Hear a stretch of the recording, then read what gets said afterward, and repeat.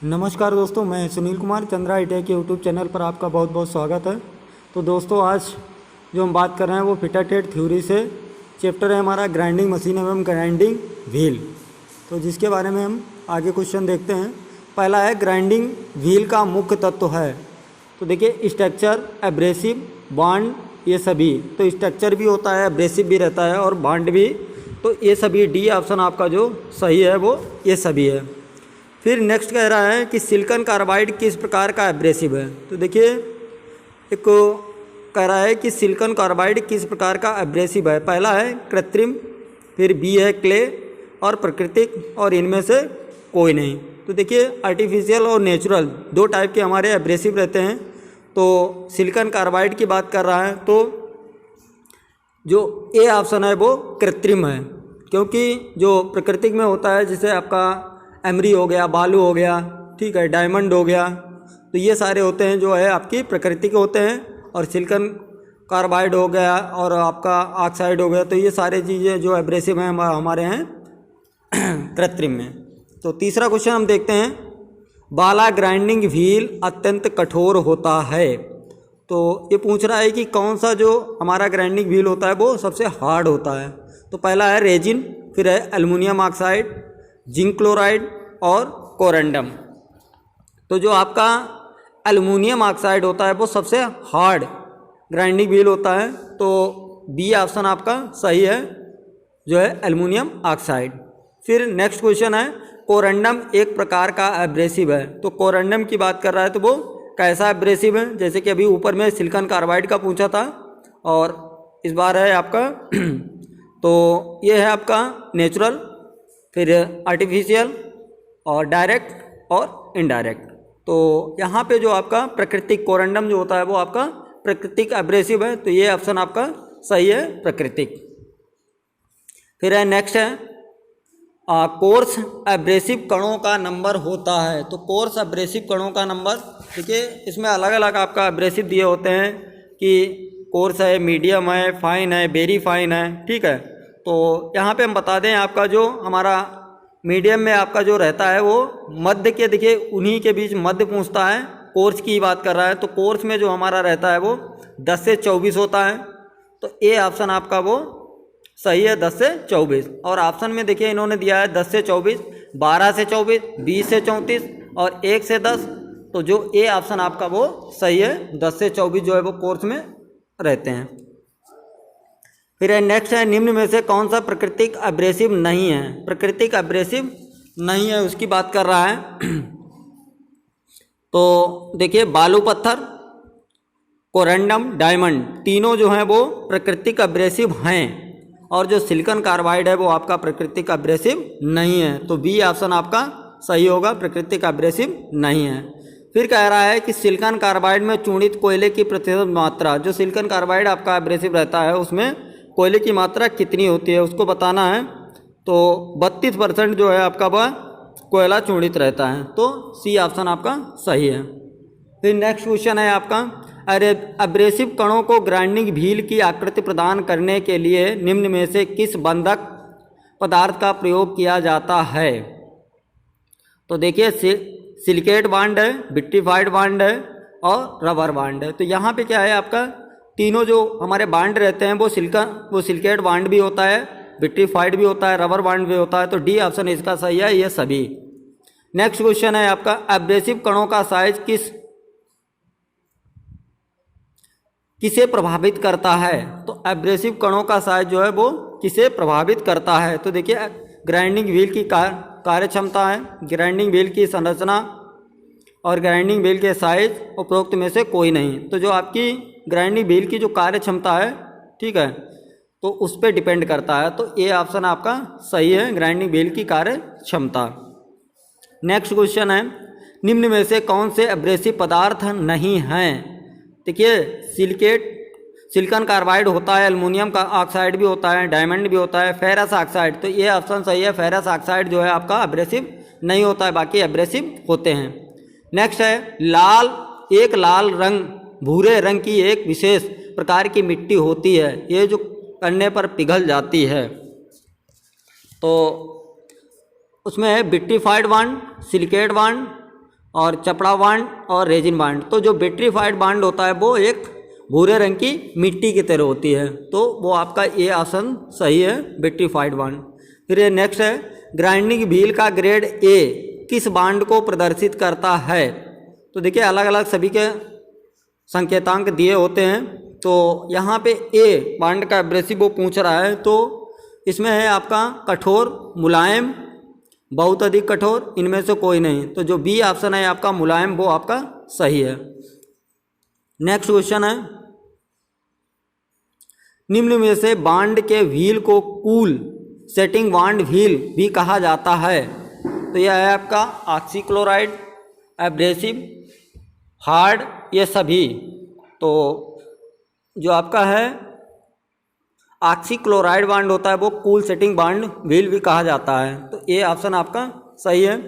फिर कह रहा है विट्रीफाइड बांड तैयार किया जाता है, तो रेजिन द्वारा, क्ले द्वारा, दोमट मिट्टी द्वारा, ये सभी।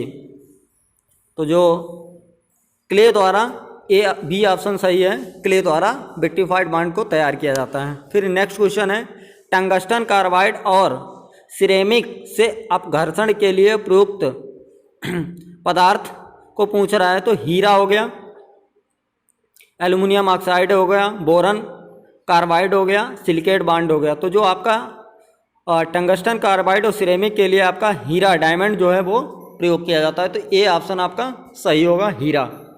फिर है नेक्स्ट है, उच्च गति अपघर्षण पहिए में पदार्थ के महीन कण अटक जाते हैं तो क्या कहलाता है। तो ये है आपका रबर बांड, चपड़ा बांड और रेजिन बांड, सिलिकेट बांड। तो जो आपका रेजिन बांड होता है वो क्या होता है, पदार्थ में पहिए में अपघर्षण के कारण उसमें चिपक जाता है, तो वो आपका होगा रेजिन बांड। फिर है सुपर फाइन ग्रेड का साइज निम्न नंबरों द्वारा प्रदर्शित किया जाता है। सुपर की बात कर रहा है, तो देखिए सुपर फाइन में सबसे ज़्यादा होते हैं नंबर्स, तो सुपर फाइन में जो आपका 220 से 600 नंबर्स रहते हैं, तो डी ऑप्शन आपका सही है, 220 से 600। फिर है 10 से 24 नंबर द्वारा निम्न में से कौन से ग्रेन साइज को प्रदर्शित किया जाता है। तो 10 से 24 की बात कर रहा है, तो आपका कोर्स ग्रेन साइज में ही आता है, तो ये ऑप्शन आपका सही है, कोर्स ग्रेन साइज। फिर नेक्स्ट है, एक सरफेस ग्राइंडर में होता है। तो देखिए मोशन की बात कर रहा है कि एक सरफेस ग्राइंडर में कैसा मोशन होता है, रेसिप्रोकेटिंग, रोटरी टेबल, वर्टिकल, और इनमें से कोई नहीं। तो रेसिप्रोकेटिंग टेबल जो है वो आपका ये रहता है। फिर है नेक्स्ट क्वेश्चन है हमारा,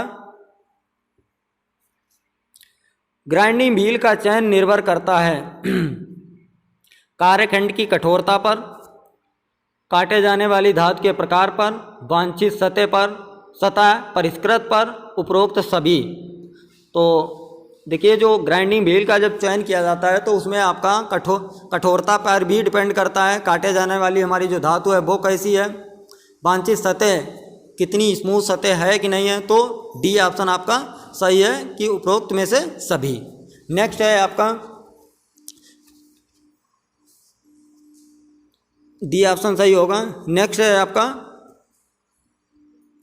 ग्राइंडिंग व्हील की खुली संरचना को द्वारा व्यक्त किया जाता है। तो ग्राइंडिंग व्हील की खुली संरचना को किससे व्यक्त करते हैं, तो 8 से 14 नंबर, 8 से 16 नंबर और 8 से 12 नंबर, 7 से 16 नंबर। तो जो खुली संरचना होती है वो आपकी 8 से 14 नंबर, ए ऑप्शन आपका सही है। नेक्स्ट क्वेश्चन है, निम्न में से कौन सा ग्राइंडिंग व्हील को ग्लेजिंग का कारण है। व्हील का अधिक कठोर होना, व्हील की गति का तीव्र होना, ग्रेन साइज का अधिक फाइन होना, ए और सी। तो यहाँ पे क्या है कि ग्लेजिंग का कारण वो पूछ रहा है, तो इसमें जो है आपका व्हील का अधिक कठोर होना, ये भी आपका रहता है, ग्रेन साइज का अधिक फाइन होना, ये भी दोनों चीज़ें मिक्स रहती हैं, तो ए और सी दोनों सही है, तो डी ऑप्शन आपका सही होगा। नेक्स्ट है, सघन संरचना का ग्राइंडिंग व्हील प्रयुक्त किया जाता है। सघन संरचना वाला जो है वो ग्राइंडिंग व्हील कहाँ प्रयुक्त किया जाता है, ठीक है। तो ऑप्शन देख लेते हैं। रफ ग्राइंडिंग में, finishing edge, super finishing edge, ये सभी। तो सघन संरचना के लिए हम जो प्रयोग करते हैं वो फिनिशिंग के लिए प्रयोग किया जाता है।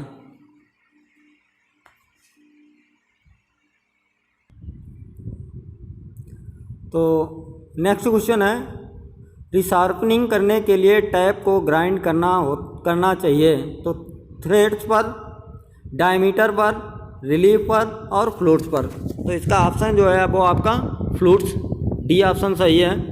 फिर नेक्स्ट है, ग्राइंडिंग व्हील की लोडिंग तथा ग्लेजिंग होने की स्थिति में करनी चाहिए। तो अगर वहाँ पे लोडिंग और ग्लेजिंग दोनों हो रही हैं तो वहाँ पे ड्रेसिंग करनी चाहिए, ये ऑप्शन आपका सही है। ग्राइंडिंग व्हील में कटिंग एजों की संख्या होती है, तो ग्राइंडिंग व्हील में कटिंग एजों की संख्या जो है आपके जो भी बांड, जो भी हमारा बांड और एब्रेसिव रहते हैं तो उसमें असंख्य संख्या होती है कि बहुत ज़्यादा। तो जो आपका सी ऑप्शन है वो आपका सही है, असंख्य। नेक्स्ट क्वेश्चन है, टूइंग की प्रक्रिया की जाती है हाई स्पीड स्टील द्वारा, हाई कार्बन स्टील द्वारा, सिलिकॉन टूल द्वारा, डायमंड द्वारा। तो टूइंग की प्रक्रिया जो है वो आपका डायमंड के द्वारा की जाती है, डी ऑप्शन सही है। फिर है ग्राइंडिंग व्हील की ड्रेसिंग व टूइंग। तो ग्राइंडिंग व्हील की ड्रेसिंग और टूइंग एक समान प्रक्रिया है और एक ही समय पर की जाती है। कोर्स ग्राइंडिंग व्हील पर की जाती है और फॉर्म ग्राइंडिंग व्हील पर की जाती है। तो जो इसका ऑप्शन है बी ऑप्शन सही है, एक ही समय पर की जाती है, तो बी ऑप्शन सही है। नेक्स्ट क्वेश्चन है, यदि ग्राइंडिंग व्हील में नरम धातु के कण फंस गए हैं तो यह क्या कहलाती है? जब धातु के कणों का फंस जाना तो वह क्रिया क्या कहलाती है? उसको कहते हैं लोडिंग, तो सी ऑप्शन सही है। फिर कह रहा है डायमंड ड्रेसर द्वारा की क्षमता में ड्रेसिंग की जाती है। तो डायमंड ड्रेसर में पहला ऑप्शन है 15 से 20, 1.5 से 2.0 कैरेट। तो जो ऑप्शन है 0.5 से लगा करके 1 कैरेट तक ही रहता है, डी ऑप्शन आपका सही है। नेक्स्ट क्वेश्चन है, ड्रेसिंग करने वाला औजार कहलाता है। तो ड्रेसिंग करने वाला औजार क्या कहलाता है? वो है आपका व्हील ड्रेसर, उसको कहते हैं जिसे हम ड्रेसिंग करते हैं। फिर है चित्र में दर्शाई गई ग्राइंडिंग व्हील की विशिष्टियों में संख्या 30 किसे प्रदर्शित करती है? तो 30 जो संख्या है वो उसको पूछ रहा है कि कह रहा है वो किसको प्रदर्शित करती है? ग्रेन साइज को, मैन्युफैक्चरिंग चिन्ह को, बांड को, व्हील की प्रकृति को। तो जो व्हील की प्रकृति होती है ये देखिए आपको उसने शो किया है, तो वो आपका डी ऑप्शन सही है, व्हील की प्रकृति। नेक्स्ट है, अधिक बड़े व्हील से छोटे डायमीटर के कार्य को सिलेंड्रिकल ग्राइंडिंग करने के लिए निम्न में से किस ग्रेड के व्हील का चयन करना चाहिए? तो वो है आपका मुलायम ग्रेड, फिर है मध्यम ग्रेड, कठोर ग्रेड, इनमें से कोई नहीं। तो सी ऑप्शन कठोर ग्रेड जो होता है वो आपकी व्हील की ड्रेसिंग सिलेंड्रिकल ग्राइंडिंग के लिए प्रयोग किया जाता है।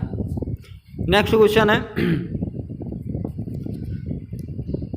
अंग्रेजी वर्णमाला के ए से जेड तक अक्षर ग्राइंडिंग व्हील के किस गुण को दर्शाने के लिए प्रयोग किए जाते हैं? तो देखिए ए से जेड के लिए जो है वो आपको बांड को शो करता है।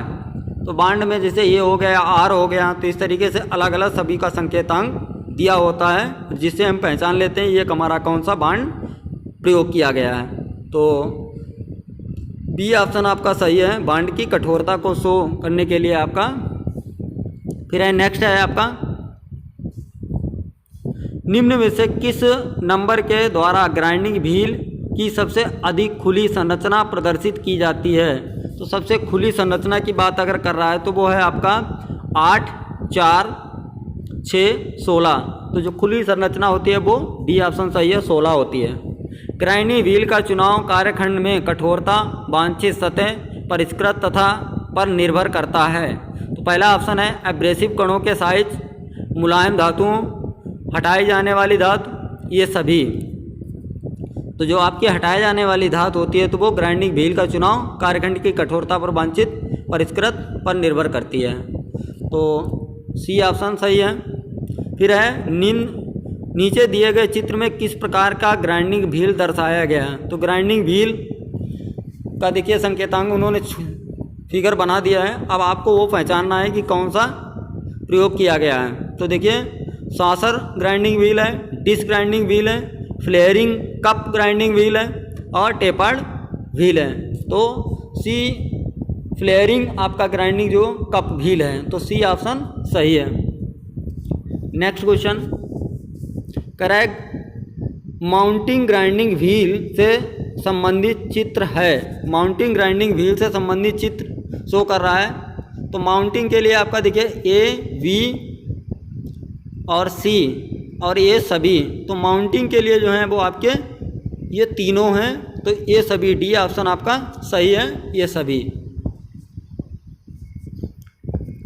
फिर नेक्स्ट है संघ संरचना वाले ग्राइंडिंग व्हील धातुओं को ग्राइंड करने व काटने के लिए प्रयोग किए जाते हैं। तो इसमें भंगुर, मुलायम, तन्य इनमें से कोई नहीं। तो भंगुर जो होती हैं वो काटने का कार्य करती हैं। तो ये ऑप्शन सही है। फिर कह रहा है निम्न में किस प्रकार का ड्रेसर दर्शाया गया है। तो ड्रेसर पूछ रहा है, कह रहा है स्टार ड्रेसर और सिलेंड्रिकल ड्रेसर, कोरुगेटेड ड्रेसर और डायमंड ड्रेसर। तो स्टार ड्रेसर देखिए देखने से ही मालूम हो रहा है। तो ये आपका तो वो है आपका स्टार ड्रेसर। फिर है टेपर्ड व्हील विशेषतः किस ग्राइंडिंग के लिए प्रयुक्त किया जाता है। तो टेपर्ड जो है वो आप किसके लिए प्रयोग किए जाते हैं उसकी बात कर रहा है। तो वो है आपका snagging grinding, rough grinding, precision grinding, ये सभी। तो स्नैगिंग ग्राइंडिंग के लिए जो है टेपर्ड व्हील प्रयोग किए जाते हैं। ये ऑप्शन सही है। नेक्स्ट चलते हैं चित्र में दर्शाए गए प्रक्रिया का नाम बताएं। तो देखिए जो फिगर दिया है उसमें दिखाया है कि मतलब वो कौन सी प्रक्रिया क्या किया जा रहा है। तो ट्रूइंग है और व्हील की बैलेंसिंग है, एब्रेसिव बेल्ट देखिए ग्राइंडर है और लैपिंग है। तो यहाँ पे क्या है कि देखिए व्हील की बैलेंसिंग की जा रही है। लगाने से पहले ग्राइंडर में उसकी बैलेंसिंग की जाती है कि दोनों हमारे जो बुश वगैरह हैं वो सही से लगे हैं। अगर वो बैलेंसिंग नहीं चेक की जाएगी तो होगा कि डिसबैलेंसिंग हो रहा है और जाकर के हमारा व्हील वगैरह टूट सकता है और ग्राइंडर हमारा ख़राब हो जाएगा। तो इसलिए जो है कि उसकी व्हील की बैलेंसिंग करना बहुत ज़रूरी होता है। नेक्स्ट क्वेश्चन है व्हील की ग्राइंड की जाने वाली सतह को ठीक करना तथा उसे संकेंद्रीय बनाना कहलाता है। तो यहाँ पे ऑप्शन देखते हैं स्नैगिंग, ग्लेजिंग और बैलेंसिंग और ट्रूइंग। तो डी ऑप्शन आपका सही है, ट्रूइंग जिसको कहते हैं। फिर है ग्राइंडिंग व्हील की सतह जो ग्राइंडिंग प्रक्रिया में भाग लेती है उससे धातु के कण चिपक जाते हैं। इस दोष को दूर करने के लिए निम्न में से क्या किया जाता है। तो व्हील की ड्रेसिंग, टेपर्ड व्हील का प्रयोग, व्हील बैलेंसिंग और ये सभी। तो देखिए जब धातु के कण चिपक जाते हैं तो वहाँ पे हमको व्हील की ड्रेसिंग करना होता है और ड्रेसिंग करने से जो भी धातु के कण होते हैं वो हट जाते हैं और पुनः से हमारा व्हील जो है कार्य करना स्टार्ट कर देता है। तो ये ऑप्शन आपका सही होगा। फिर है चित्र में किस प्रकार का टूल दर्शाया गया है। तो आपको टूल पहचानना है कि ये क्या शो कर रहा है। तो देखिए कह रहा है drilling tool, boring tool, diamond dresser tool और ग्राइंडिंग व्हील। तो ड्रिलिंग टूल हो ही नहीं सकता, बोरिंग टूल भी नहीं है और आपका ग्राइंडिंग व्हील भी नहीं है। तो diamond dresser tool, diamond dresser को शो किया गया है। फिर है ग्राइंडिंग व्हील में लोडिंग नामक दोष उत्पन्न होने का क्या कारण है। व्हील असंतुलित हो गया, व्हील चिकना हो गया, व्हील के रंध्र धातु से भर गए हैं और व्हील में क्रैक आ गया है। तो लोडिंग का दोष पूछ रहा है तो वहाँ पे आपका धातु के रंध्र धातु में भर गए हैं। तो वहाँ पे छोटे छोटे जो कण हैं वो आपके भर गए हैं, इसलिए लोडिंग को शो कर रहा। तो सी ऑप्शन आपका सही होगा जाके। फिर है नेक्स्ट है मशीनिंग ऑपरेशन में बने कार्यखंड की सतह में कंटूरों की धातु एक उच्च गति पर घूमते हुए एब्रेसिव पहिए द्वारा बहुत बारीक कणों में रूप में हटाने की प्रक्रिया को क्या कहा जाता है। तो होनिंग, ड्रिलिंग, ग्राइंडिंग और वेल्डिंग। तो ग्राइंडिंग जो होती है आपकी वो प्रक्रिया कहलाती है। नेक्स्ट क्वेश्चन है सतह ग्राइंडिंग से संबंधित चित्र है। तो ग्राइंडिंग से संबंधित कौन सा चित्र है इसको आपको पहचानना है। तो पहला ये देखिए वी है और सी है। तो ये आपके तीनों ग्राइंडिंग को शो कर रहे हैं। तो यहाँ पे डी ऑप्शन आपका जो है वो सही हो जाएगा, क्योंकि देखिए यहाँ पे भी ग्राइंडिंग हो रही है, यहाँ पे भी हो रही है और ये भी ग्राइंडिंग हो रही है। तो जब तीनों में ग्राइंडिंग हो रही है तो ये सभी डी ऑप्शन आपका सही होगा। फिर कह रहा है नीचे दिए गए चित्र में किस प्रकार का ग्राइंडर दर्शाया गया। तो आपको ग्राइंड को पहचानना है कि किस टाइप का है, stand grinder, bench grinder, portable grinder और स्विंग फ्रेम ग्राइंडर। तो आपका देखिए बेंच ग्राइंडर है, ये आपको शो कर रहा है। फिर है बाह्य तथा आंतरिक ग्राइंडर के लिए निम्न में से कौन सी ग्राइंडिंग उपयोग की जाती है। तो ग्राइंडिंग कौन सी, मतलब आंतरिक और बाहरी के लिए पूछ रहा है कि कौन सी ग्राइंडिंग प्रयोग की जाती है। कह रहा है सेंटरलेस ग्राइंडिंग, बाह्य ग्राइंडिंग, आंतरिक ग्राइंडिंग और इनमें से कोई नहीं। तो जो सेंटरलेस ग्राइंडिंग होती है वो आपकी बाह्य और आंतरिक के लिए प्रयोग की जाती है। तो आज के बस इतना ही दोस्तों, और यदि हमारा वीडियो आपको अच्छा लगा है तो प्लीज़ शेयर और लाइक करें। यदि चैनल पे आप नए हैं तो उसको अवश्य सब्सक्राइब करें। Thank you.